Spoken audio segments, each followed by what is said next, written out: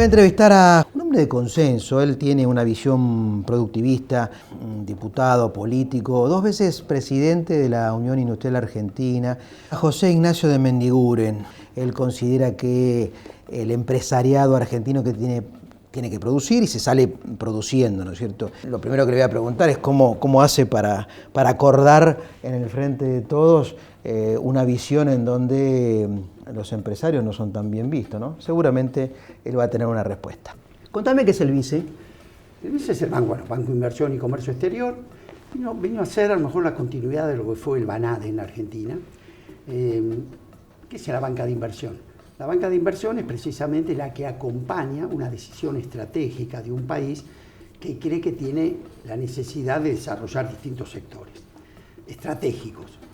Todos los países desarrollados del mundo, todos, tienen la banca de inversión, por supuesto que con otras características mucho más potentes que este. En Brasil, por ejemplo, el Banco Nacional de Desarrollo de Brasil financia el 10% del Producto Bruto brasileño, solo ese banco. Se le presta plata a las empresas para desarrollarse. Y es fondeado, fíjate la importancia que le da Brasil, por el aporte de los trabajadores. A ver, explícame eso que me interesa como sindicalista. Es decir, para vos poder prestar a tasas convenientes, más bajas que el mercado, tenés que estar fondeado, tenés que tener fondos. Sí. Pues si vos los fondos los tenés que tomar del mercado a una tasa del 30, no lo podés prestar al 25. ¿Es una parte del sueldo en blanco va para fondear esto? Exactamente, hay una parte y los trabajadores integran el directorio de BNDES como un instrumento propio. ¿Por qué? Porque es el que genera empleo. ¿Es inviable entonces un empresariado sin financiamiento estatal? Mira, el primer insumo de una economía capitalista, solamente la Argentina lo discute, es el crédito. Sí. Para que vos tengas una idea, un país desarrollado, el crédito a la economía está arriba de 100 puntos del Producto Bruto. Llegan hasta el 150. Un país latinoamericano como Brasil, como Chile, está entre el 70 y el 60. La Argentina, como máximo, estuvo este tiempo al 12% del producto. Quiere decir que bien podría decir que no hay crédito en la Argentina. Y de ese 12%, que es nada, si vos desagregás cuánto le presta a la inversión y cuánto al consumo, más del 85% es consumo. Te financia la tarjeta de crédito, te financia la cuota de un auto, y a la inversión no le dejas nada, 10%.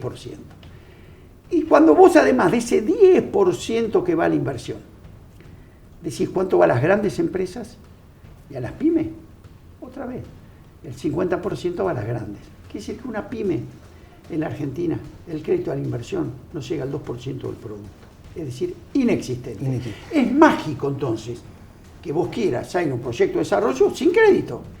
Esto es el huevo y la gallina. Como Argentina no crece hace 10 años, no crece. Este es el verdadero cáncer de la Argentina, el no crecimiento económico. Vos cuando no creces, no generás empleo, primer tema. ¿Quién es el único que genera empleo? Entonces, las provincias, el Estado. Claro. Porque crece el Estado. Cuando vos no creces, no recaudás. Como no recaudás, el gasto tuyo pasa a ser infinanciable, por lo tanto tenés que aumentar el impuesto. Entonces este es un círculo vicioso, como aumentás el impuesto, yo no puedo producir. Y como vos no producís, yo te tengo que aumentar el impuesto porque no recaudo. Entonces, ¿podemos romper este ciclo, sí o no? Y se puede. ¿Podemos? Sí. ¿Qué hay que hacer? El gobernador de la Sota, primero apuntalar al crecimiento. Decir que tu objetivo mayor va a ser crecer.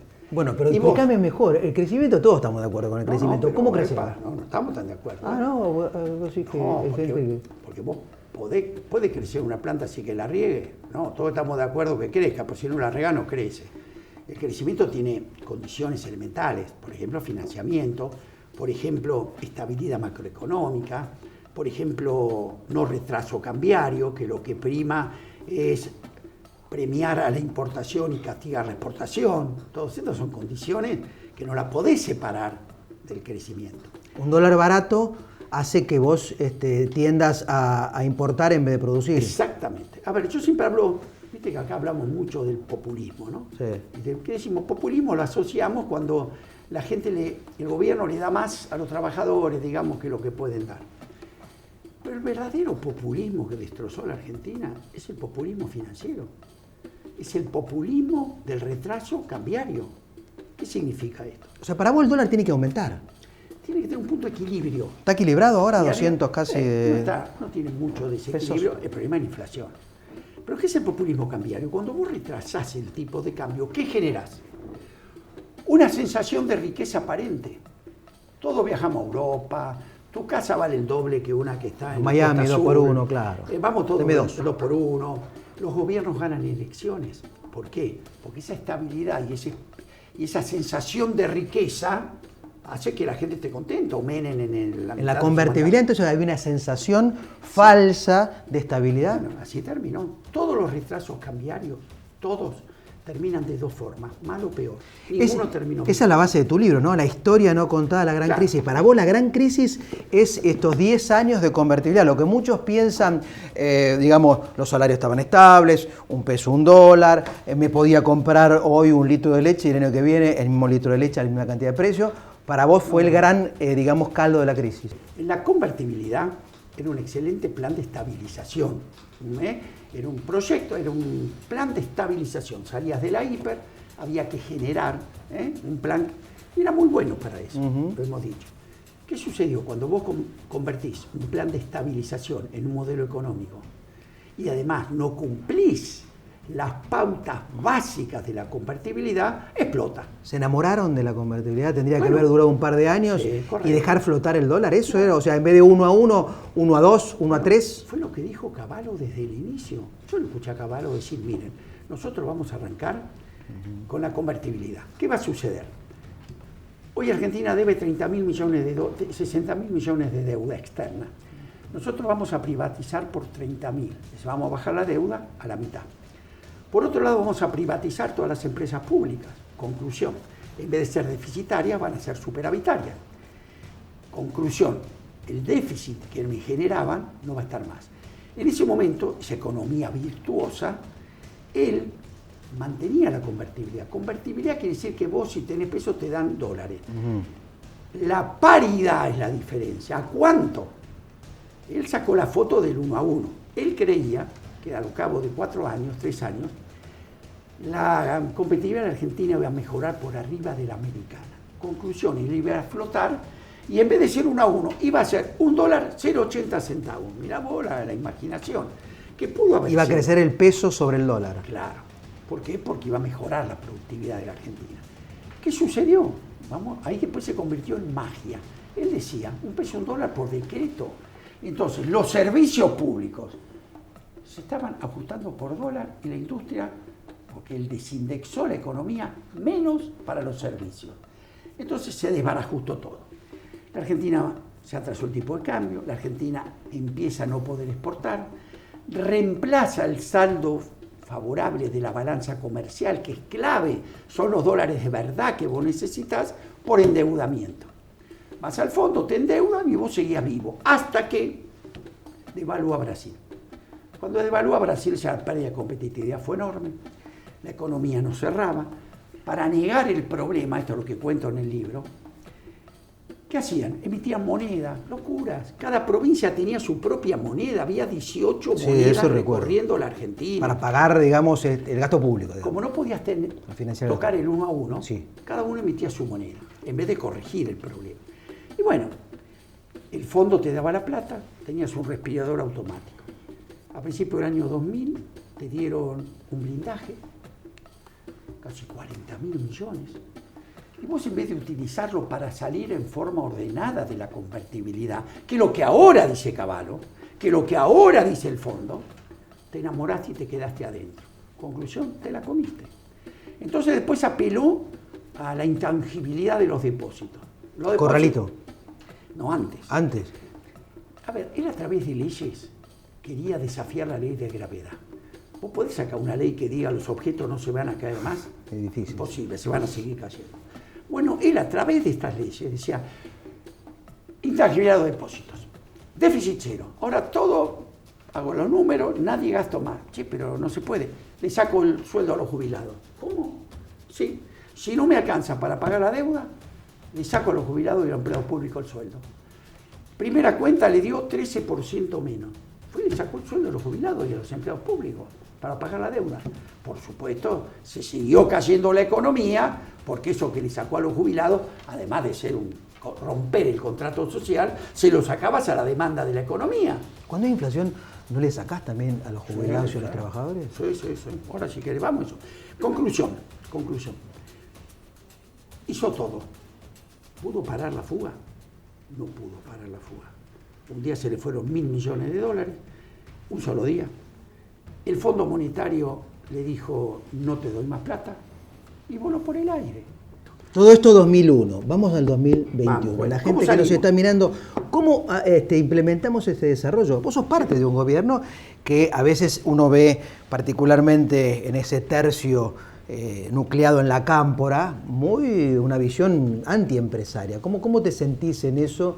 ¿Ellos entienden esta mirada que vos tenés, que hay que apoyar al empresariado y no combatirlo? Algunos sí, puede ser que haya diferencia. Nosotros claramente somos una coalición, ¿no? Sí, vos estás nucleado dentro de lo que se denomina el masismo, un frente renovador con Sergio. Pero también hay 2 tercios más. Bueno, pero nosotros dentro de la coalición trabajamos con nuestra propuesta. Nosotros tuvimos una formación de escuela de negocios que la presidía Roberto Labaña, formamos nuestros cuadros técnicos, tenemos perfectamente claro cuál es la salida. Después peleamos adentro del espacio para tratar de influir. Pero ¿qué pasó en este año? Fíjate que de aquella crisis, donde hubo una alianza con la producción y una decisión política, ¿qué hubo primero? Un acuerdo político. Así el radicalismo y el peronismo dijeron, de esta crisis salimos juntos, que lo planteo. Alfonsín y Duhalde dice, después nos pelearemos, pero ahora salimos juntos. Los dos me llaman a mí, Alfonsín y Duhalde, lo cuento en el libro. ¿Y qué es lo que me proponen? Que sea su primer ministro de la producción de la historia argentina. Nunca hubo a nivel nacional, porque se salía con una alianza con la producción. Y todas las medidas que se tomaron, al revés de la especulación financiera y los periodos anteriores, tenían que ver con la producción. ¿Cuál fue el resultado? De la peor crisis social, política y económica que recuerda el país, instauramos el periodo de crecimiento más largo de la historia argentina entre el 2002 y el 2011. ¿Y qué pasó que estamos con un 50% de inflación? Muy interesante. ¿O qué le estás diciendo ahora, Alberto, para que vuelva a este desarrollo productivo? Primero, que no cometamos los errores que cometimos a partir del 2011. Es decir, ese periodo de crecimiento tenía 3 patas fundamentales. Tipo de cambio competitivo, baja inflación y superávit gemelos. Con esas 3 cosas tuviste ese crecimiento, 75% del PBI crecimos con desendeudamiento, crecimos con acumulación de reservas, se le pagó al fondo. Y el periodo era 3% de inflación, más o menos estamos en eso, 4% de superávit fiscal y un tipo de cambio competitivo que sostenía eso. ¿Qué nos pasó después? Perdimos el 3% de inflación, se nos fue al 30%, lo que era 4% de superávit comercial se nos fue al 4% de déficit. Segundo gobierno de Cristina, estás hablando. Sí. La crisis de la subprime pegó en esto y después yo creo que lo que nos pasó, que ese era el periodo de dar el salto. Yo hice, acá te lo cuento, mi segunda presidencia en la UIA, digo, señores, este crecimiento, hoy estamos discutiendo qué hacer con el superávit, fíjate vos qué interesante. Y lo que estamos discutiendo es cómo, de un proceso de crecimiento, vos pasás a un proceso de desarrollo, que es totalmente distinto. Yo hago una conferencia industrial, le invito a Cristina tuvo, lo cuento en el libro, que se llamaba El péndulo argentino o la hora del desarrollo. ¿Vamos a repetir las mismas cosas y vamos a volver a los 90? ¿O vamos a dar el salto al desarrollo? ¿Y qué te dijo? ¿Qué implicaba, no? Ya habla de la sintonía fina. ¿Qué implicaba eso? El acuerdo. Vos me decís que el acuerdo es esencial. Obviamente nadie puede estar en desacuerdo en acordar, pero eso alcanza, porque muchas veces la gente dice, sí, se juntan los políticos, los sindicalistas, los empresarios, acuerdan, a ellos les va bien, y a mí como trabajador, como dueño de una pyme, me va cada vez peor. Por eso, yo hablo de acuerdo, pero no cualquier tipo de acuerdo. Es un acuerdo, por ejemplo, yo hablo primero sobre la agenda de crecimiento. Si no creces, olvídate. El resto como fabricar un cadáver. Podemos discutir, pero tenés que crecer. No cualquier crecimiento te sirve. Vos podés crecer expulsando empleo. Vos podés crecer aumentando la pobreza. Creciendo con inclusión requiere un acuerdo. ¿Qué fue el acuerdo que hubo en el 2002? Y cuando hubo acuerdo político sobre hechos concretos, no acuerdo de vamos juntos, no. podemos generar 100.000 millones de dólares de exportaciones agroalimentarias. Está la ley. ¿Vamos a debatir eso? ¿Podemos ahora, en el 22, podemos hacer esto? Más allá de una ley, podemos. ¿Y tus compañeros del Frente de Todos, qué piensan? ¿Están de acuerdo con apoyarte para que esta historia exitosa, productiva, a cargo del Ministerio pueda volver? Yo creo que lo que ha dicho el gobierno ahora es marcar un rumbo, ¿no? En la pandemia había que salir con la producción, por eso se rescataron las empresas el año pasado, etc.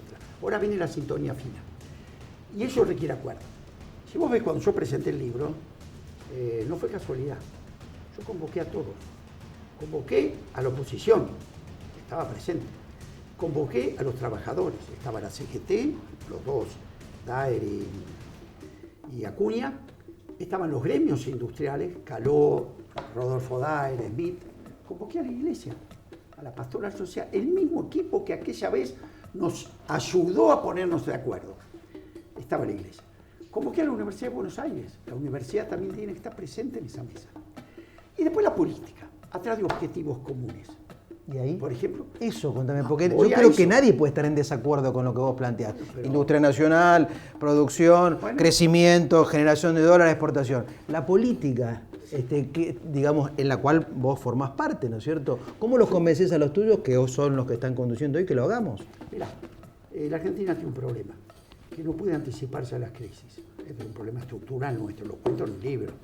Tiene que llegar la crisis para... Sí, pasó con la pandemia, porque le pasó primero a Asia, después a Europa, y a nosotros nos agarró sin tener en cuenta esos 3-4 meses antes. La convertibilidad, todo el mundo sabía que se moría, hacía moneda, nos pasó lo mismo. Nada. Entonces, lamentablemente esperemos que ese tiempo no llega. Yo que digo en el libro, lo explico. Aquí hay una generación de políticos nuevos que todos empezaron a ejercer en democracia, que hasta son amigos y han volado de la grieta, que esto lo ven. Y que saben que si seguimos en una... ¿Algún político tomaría esto como un plan de gobierno? Yo lo voy a intentar, yo te digo atrás de eso. No, acuerdo, yo te digo, sentarte ¿qué es? Hay una ley, concreto, ejemplo concreto, la ley de agroindustria. ¿Cómo se hizo? Con las entidades, con la oposición, con el oficialismo. ¿Por qué no sale? Ahí tenés un ejemplo concreto de cuando se trabaja atrás de un objetivo. No, ¿pero eso está funcionando o eso es un papel aprobado y que está dando vuelta? No, el proyecto de ley entró al Congreso. Pero bueno, ¿qué es lo que yo pienso sobre esto concretamente? Dale. Yo te pongo ejemplo, el caladero argentino. Tenemos uno de los caladeros de pesca más importantes del mundo. Te roban los pescados hasta con gomones.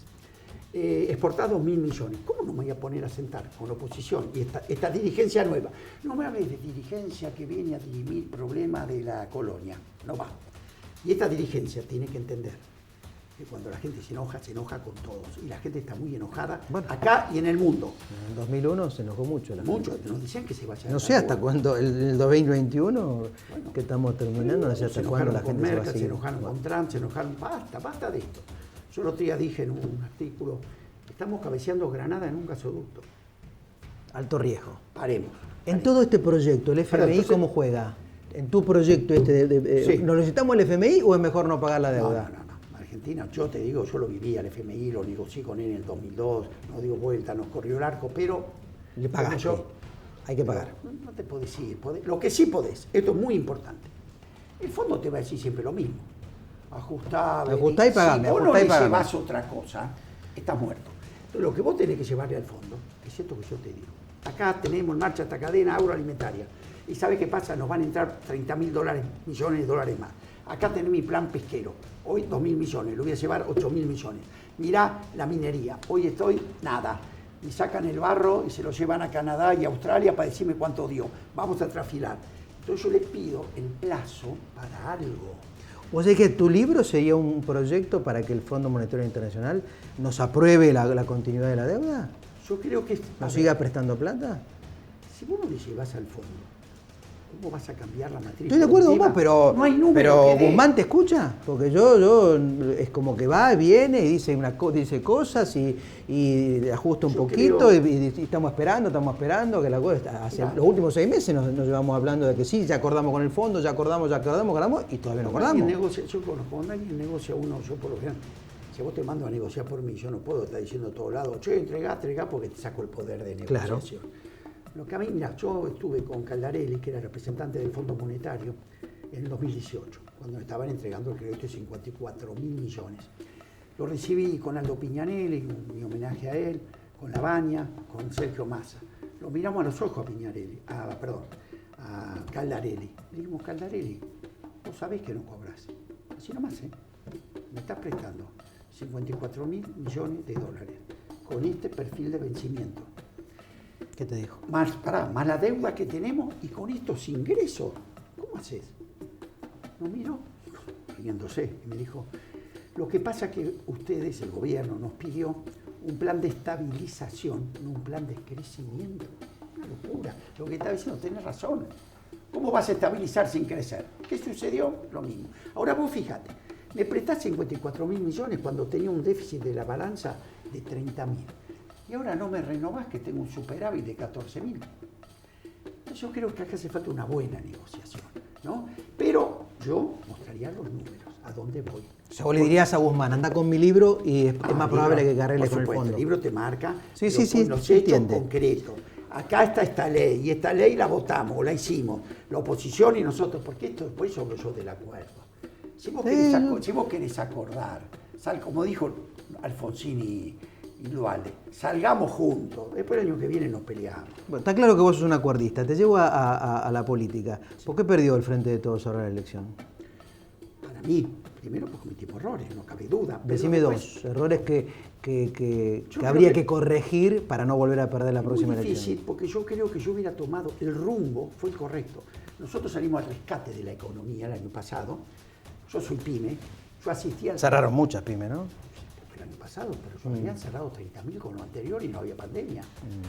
Es decir, nosotros salimos al rescate más grande que yo como pyme tenga memoria del sector público al privado. ¿No te parece que eso es imprimir dinero sin respaldo? Sí. ¿No te parece que, o sea, sí, había que hacerlo, pero ¿no te parece poco? ¿Qué hacías? Yo el otro día estaba con La Pina, que es un amigo mío, digo, mira, decime una cosa, Luciano, ¿ustedes qué hubieran hecho?